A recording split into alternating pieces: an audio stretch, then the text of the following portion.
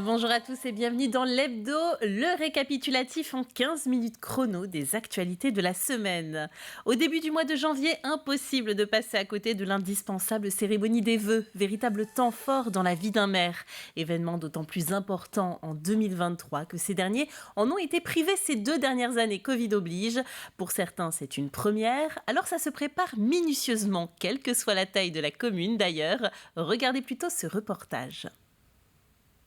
C'est le baptême du feu pour ces 3 maires. Une première cérémonie de vœux à la population après 2 années de Covid et un premier mandat en cours. Ce sera le 12 janvier aux Herbiers, un événement attendu par Christophe Augard. C'est un moment aussi un peu solennel et important puisque c'est la première fois que je vais certainement en tant que maire m'adresser à autant de monde en même temps. Donc effectivement, on fait très attention à la manière dont on va se présenter avec l'équipe parce que toute l'équipe sera évidemment sur scène. Et puis on est très attentif également à ce qu'on va pouvoir présenter puisqu'il y a des attentes là aussi et puis la population a des besoins et bien on essaye de faire au mieux dans nos projets. Il ne reste que quelques jours pour finir d'écrire le fameux discours à Cugan où la cérémonie est ce dimanche. Un véritable exercice pour Cécile Barrot qui souhaite y dresser un bilan de mi-mandat, annoncer les projets et exprimer bien plus encore. Il y a beaucoup d'émotions aussi, beaucoup d'envie de dire aux Cugandais, déjà de les accueillir, de leur dire qu'on travaille pour eux. Donc oui, il y a encore plus d'émotions, je pense, qu'un discours classique d'inauguration, par exemple, où on va parler juste d'un projet en tant que tel. Mais là, on a tellement de choses à dire. Je pense que oui, c'est autre chose qu'un discours d'inauguration. Ce qui est aussi important, je pense que c'est le moment convivial où on va pouvoir échanger, discuter, répondre à leurs questions après le discours officiel des vœux. La date retenue à Luçon est le 25 janvier, sur le modèle également des discours officiels suivis du verre de l'amitié. Et on y parlera surtout de l'avenir. Pour un maire, la cérémonie des vœux, c'est vraiment un marqueur. C'est le premier marqueur de l'année d'ailleurs, celui qui officialise le projet de l'année, les réalisations qui vont se faire. Et puis, il faut toujours être dans la sincérité. Et bien évidemment, quand on annonce les choses, on les fait derrière. Et la population a besoin d'être rassurée par rapport à la parole que nous portons. Cérémonie à la fois festive, chaleureuse mais solennelle, reste une inconnue. Après 2 années de privation, les habitants seront-ils nombreux à renouer avec la tradition? Réponse à la fin du mois. Et en tout cas, il y avait du monde. Lundi soir, c'était au tour de Luc Boire pour la ville et l'agglomération de La Roche-sur-Yon. L'occasion devant près de 2000 personnes de communiquer sur le nouveau logo, de pousser un coup de gueule contre l'entreprise chargée de l'installation de la fibre Orange, mais aussi et surtout de faire quelques annonces. Alors sur les 12 prochains mois à venir, il va y avoir la Coupe du Monde de rugby et nous allons faire en sorte que la ville participe à cet événement qui pour moi est majeur pour notre nation sportive. Faire en sorte aussi qu'elle s'inscrive dans le projet de Terre de Jeux 2024 pour les Jeux Olympiques. Faire en sorte que notre ville puisse se développer, continuer à se développer et que nous allons enfin voir la fin des travaux des Halles avec l'inauguration le 8 mai de la place Jacques Chirac. Et une statue en pied de l'ancien président sera installée sur la place. Concernant le retard pris par les travaux, une action en justice est en cours. Luc Boire a précisé chez nos confrères de France Bleu Loire-Océan que la ville réclame 4 millions d'euros d'indemnités aux entreprises responsables. Comme chaque année au mois de janvier, les établissements scolaires anticipent l'année suivante et proposent les fameuses portes ouvertes. Mais savoir bien orienter, ça ne s'improvise pas. La Fédération nationale des directeurs de centres de formation en apprentissage organisait la 5e édition de ces journées de formation Être apprenti aujourd'hui.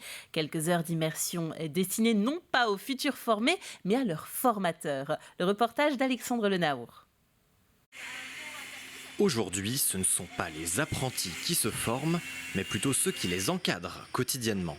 Ils sont enseignants, conseillers d'orientation ou de mission locale, un public au contact des apprentis et futurs apprentis dans le BTP. C'est de faire découvrir à ce public-là qu'est-ce que l'apprentissage, d'échanger, de voir la réalité de chantier, d'échanger avec des professionnels qui accueillent eux-mêmes des alternants, voir la réalité de la vie réelle d'un apprenti sur un chantier, voir ce qu'il vit au quotidien, voir ses attentes qu'il vient chercher au travers de l'apprentissage. Tu fais les choses là. Là, tu sais par où tu vas passer, tu sais comment tu vas te...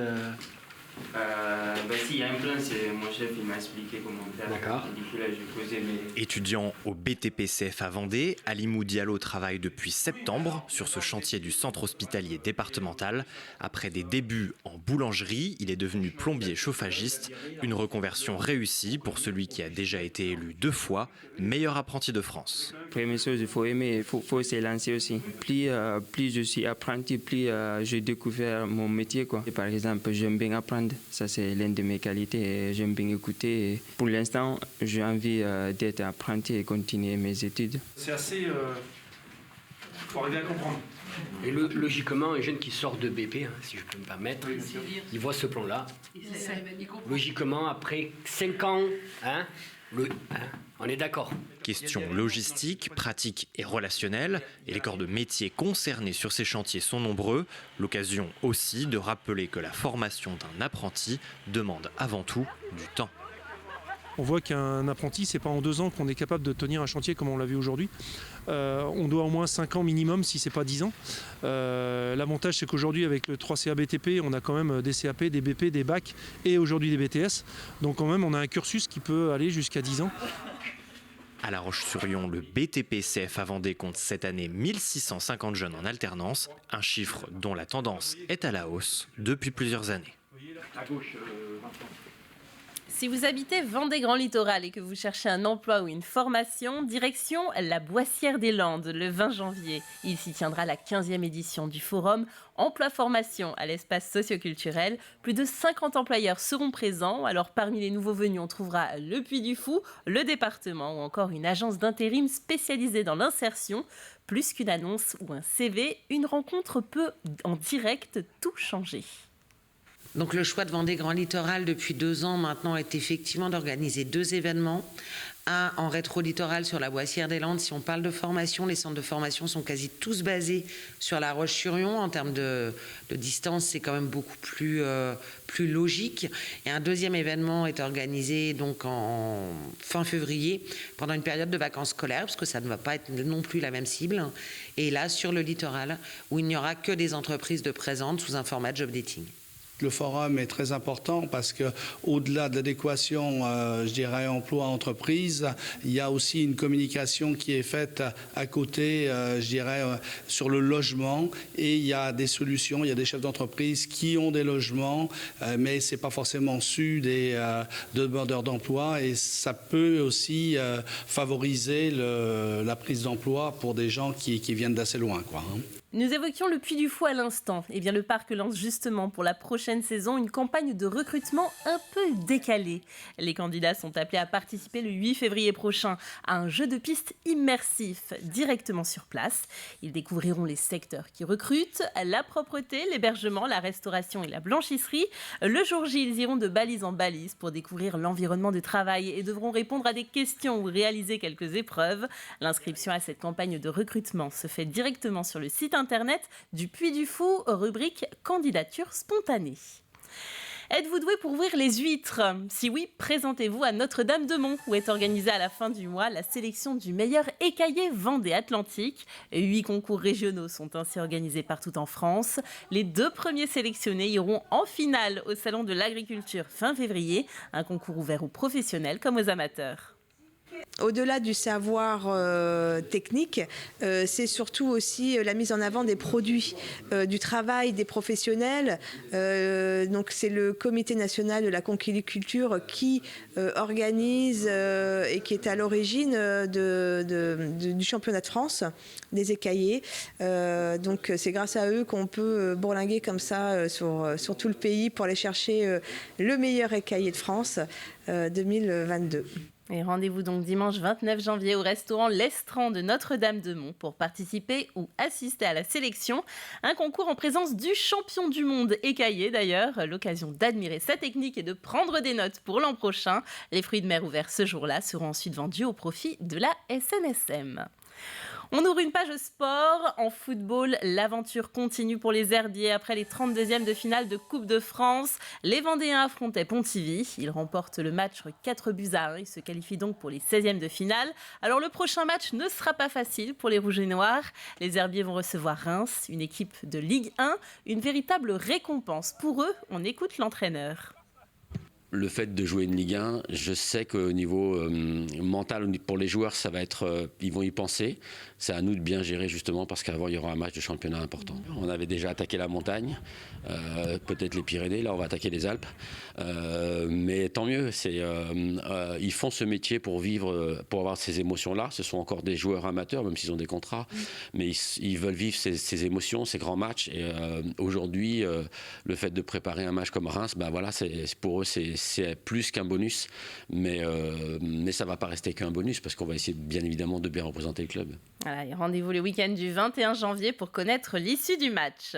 Le haut niveau du cyclisme vendéen était mis en avant ce mardi au Vent d'Espace, une soirée au cours de laquelle Total Energy a présenté son équipe 2023 autour des 3 éléments que sont le centre régional d'entraînement et formation, basé à La Roche-sur-Yon, le Vendée-U et Total Energy. Si Peter Sagan a été reçu comme une rockstar, chaque membre a son rôle à jouer au sein de la pyramide. Le reportage d'Alexandre Lenaour. Après un hommage à Walter Benetto, disparu le 10 décembre dernier, levée de rideau avec les équipes départementales VTT, BMX et vélo de route trial, une filière jeune qui a brillé tout au long de la saison dernière. Il faut mettre en avant l'équipe féminine qui effectivement, pour sa première année, a fait du très bon travail en participant aux épreuves de Coupe de France et en s'intégrant dans le niveau français. Au niveau des jeunes, en particulier chez les cadets, où sur la Coupe de France des départements, on remporte la Coupe de France des départements. Part belle aussi à la formation avec la présentation du centre régional et de formation, vivier des futures pépites en vue d'intégrer les équipes cyclistes.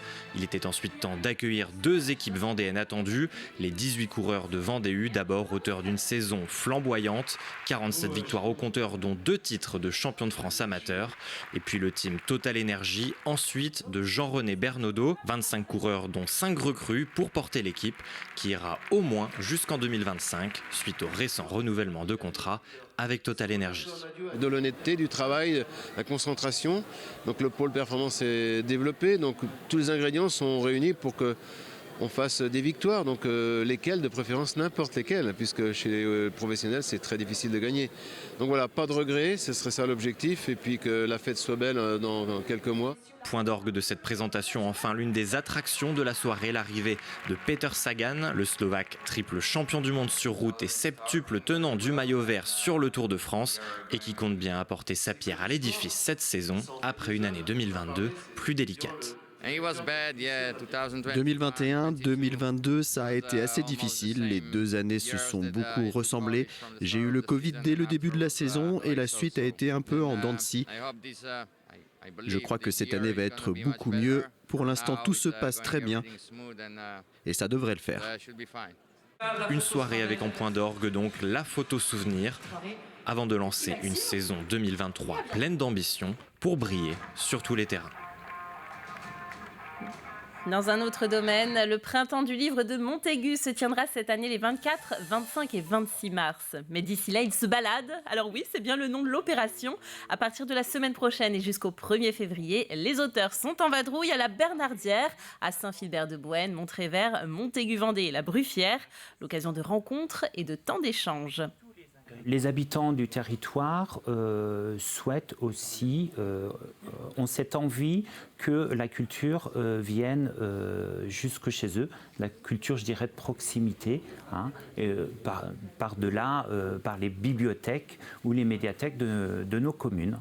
Et donc c'est une exportation en avant-première, on va dire, du printemps du livre. Puisque c'est en lien avec la Nuit de la lecture, qui est un événement national, on s'est adapté à cet événement dont le thème est la peur. Ainsi s'achève cet hebdo de la semaine. Merci de l'avoir suivi avec nous. Le retour de l'actualité fraîche, ce sera dès lundi à 7h du matin dans votre matinale. Et ce sera bien sûr en compagnie de Caroline Tronche. Bon week-end sur TV Vendée.